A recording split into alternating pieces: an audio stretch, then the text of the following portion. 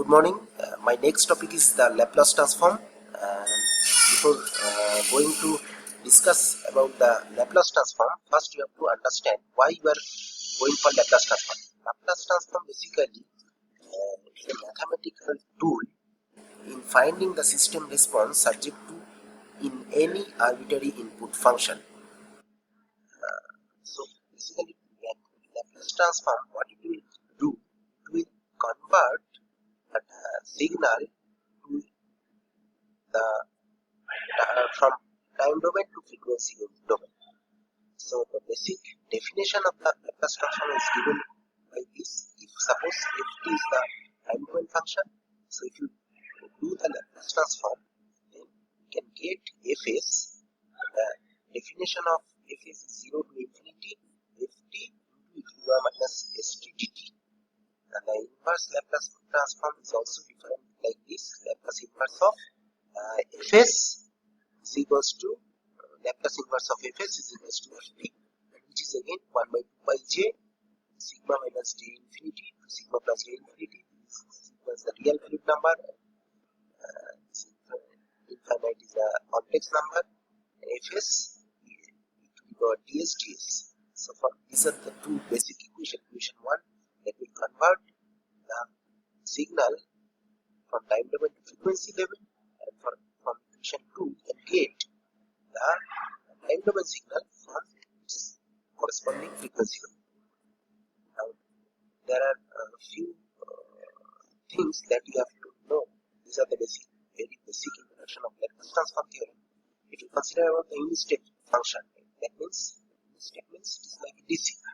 So unit step function is denoted by ut, and Laplace transform of ut is defined as we have already described. Is the definition of Laplace: 0 to infinity, 1 is the magnitude e to the power minus st.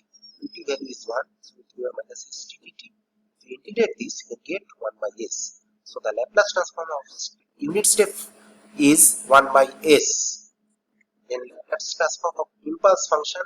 So impulse function, here you can see the impulse signal. You get a signal at time t minus t0, and it is denoted as delta.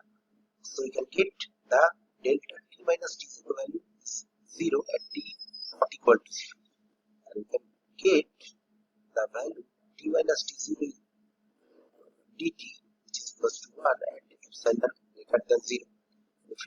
This is the function basically ft delta t minus t0, which is when it is ft0, the time space within this less than t1, greater than t1, less than t2.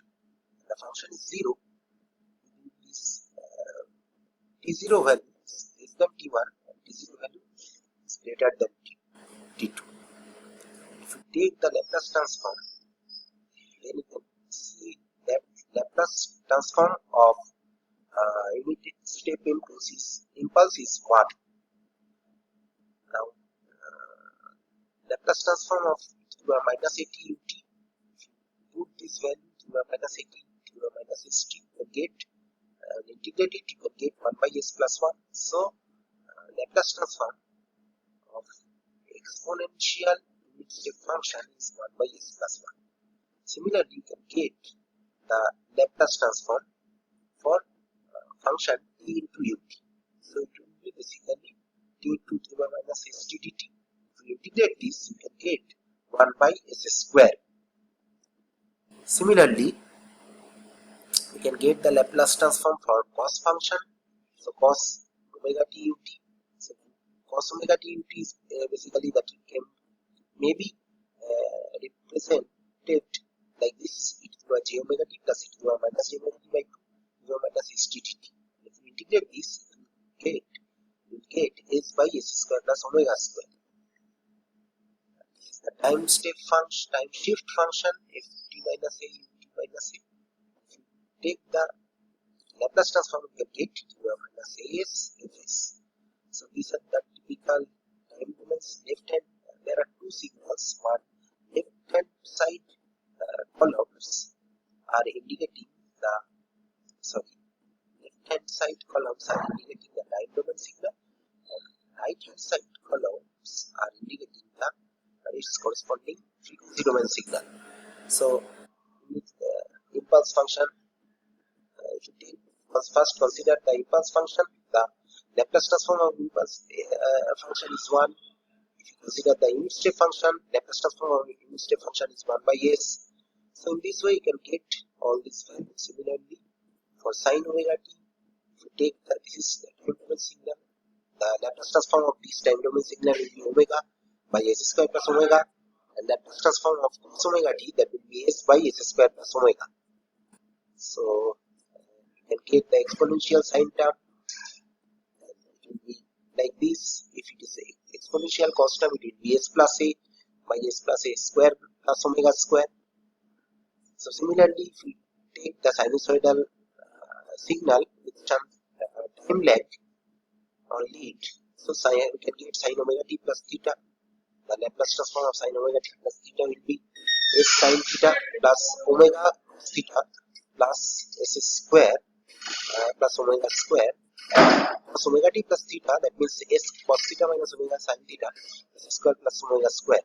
So in this way you can get all the Laplace transform.